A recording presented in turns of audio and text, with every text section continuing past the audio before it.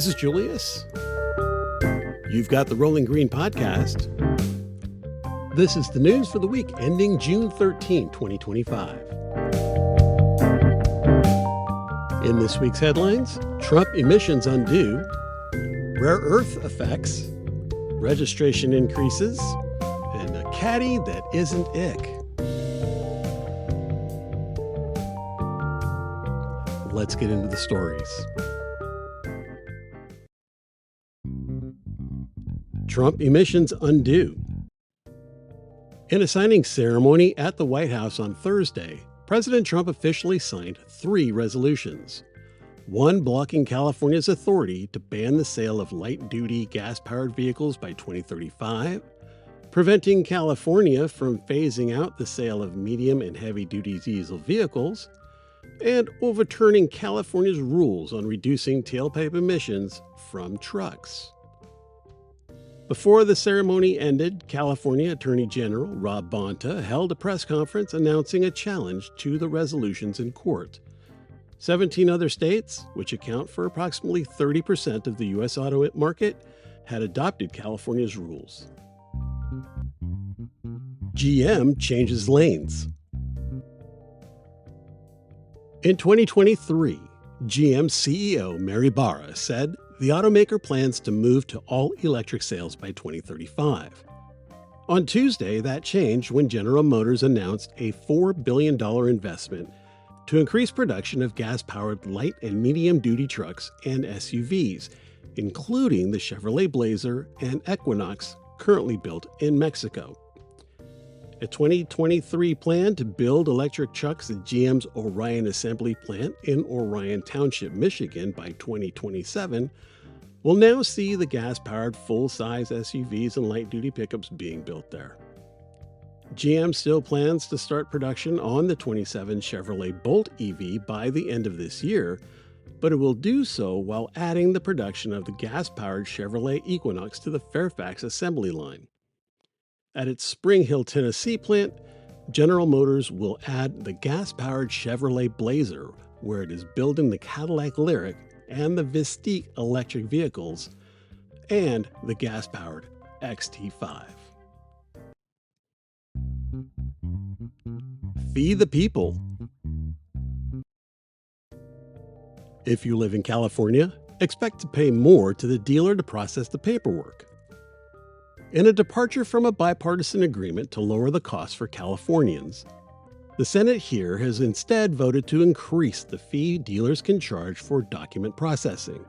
The current cap sits at $85. The new rule will allow dealers to charge as much as 1% of the purchase price with a cap at $500. CR says no. Consumer Reports had urged Republican lawmakers to kill the federal EV registration fee. To boost electric vehicle sales, the previous administration chose to forego charging a federal registration fee to be collected by states and leave in place a registration fee for gas-powered light-duty vehicles and trucks. The fee averages out to about $85 per car. The current administration, seeking to recoup the lost revenue to bulk up the federal road maintenance funding, has proposed a $250 fee on EVs and a $100 fee on plug-in hybrid vehicles. This works out to roughly 3 to 7 times the price owners of gas vehicles pay.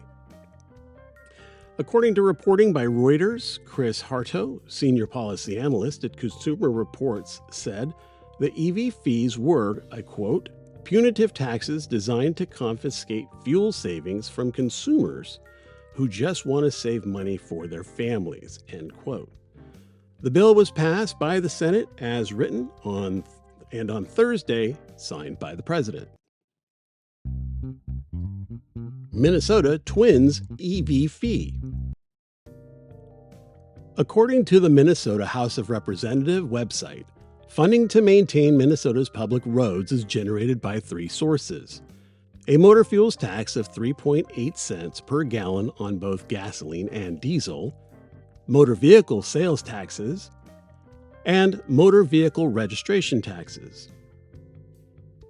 Representative Natalie Zelensnikar, representing the Friedenberg Township, has authored HF 189, a bill that proposes increasing the current registration surcharge on electric vehicles to $150, up from $75. The bill as written will double the surcharge on the purchase of all electric vehicles. It will also direct annual transfers from the general fund to the Highway User Tax Distribution Fund based on vehicle registration count, as well as establish indexing of the surcharges and transfers based upon changes in the tax rate on gasoline. The surcharge is in addition to the base registration fee of $10 plus 1.575% of the MSRP. The intent of the increase is to make up for the pending shortfall, as fully electric, plug-in hybrid, and hybrid vehicles, which require zero fuel or a reduced quantity of fuel, continue to creep further into the sales of conventional gas-powered and diesel-powered light-duty cars and trucks. The bill also imposes increases on the following surcharges: $75 for plug-in hybrid vehicles, $30 for fully electric motorcycles, and $15 for plug-in hybrid motorcycles. Nick Hague, Senior Associate Electric Vehicles at Fresh Energy, a Minnesota-based clean energy advocacy group, says, quote, according to the Minnesota Department of Transportation's November 2024 report on options to address the highway user tax distribution funding gap, electric vehicles already contribute sufficient tax revenue through higher sales tax and tab fees to offset the lost gasoline tax revenues from internal combustion vehicles they replace. Rare earth effects. The curb to access and processing of rare earth metals by China is affecting automakers differently.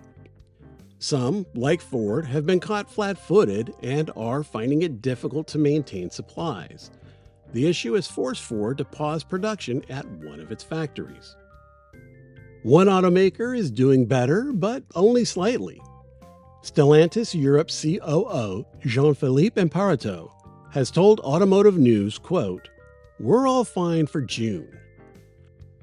Mr. Imparato mentioned some, quote, tough hours, end quote, have been had working through the issue. Meanwhile, Hyundai, along with Kia, have amassed a stockpile large enough to continue producing electric and electrified vehicles without interruption for the rest of the year. This caddy ain't ick. Cadillac has released details on their latest EV entry, the Optiq V. This thing may be another option for Tesla Conquest sales with its 519 horses and 650 pound-feet of torque when using Velocity Max mode. The 2026 variant will be capable of 3.5-second 0 to 60s while sporting a revised design, color, and trim specific to call out its V-Series cred. The power specs will take some range out of the battery. Cadillac notes only 275 miles of range. Expect about 220 in the winter.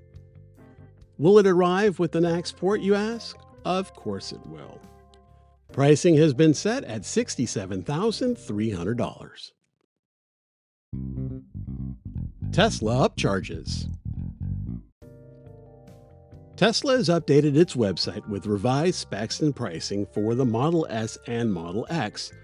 Along with the revisions is a $5,000 price hike. The consensus of the EV media is that while the changes are subtle, the price bump is not. A few of the refinements include a small bump in range to 410 miles from 402, most likely from revised wheel designs and improved aero. The 2026 cars also get a new frost blue color, revised suspension and tuning to improve ride and handling, camera updates featuring a new front camera and weather hood for the rear camera, interior tweaks including dynamic lighting, decreased NVH from previously mentioned aero updates, and improved active noise cancellation. New pricing for the Model S is $84,990, with the Model X at $89,990. That's the news for this week. Green Car Geek News is published weekly on the Rolling Green Podcast. You can subscribe to the Rolling Green Podcast. Just look for it on Substack at Green Car Geek, Apple Music, and Spotify.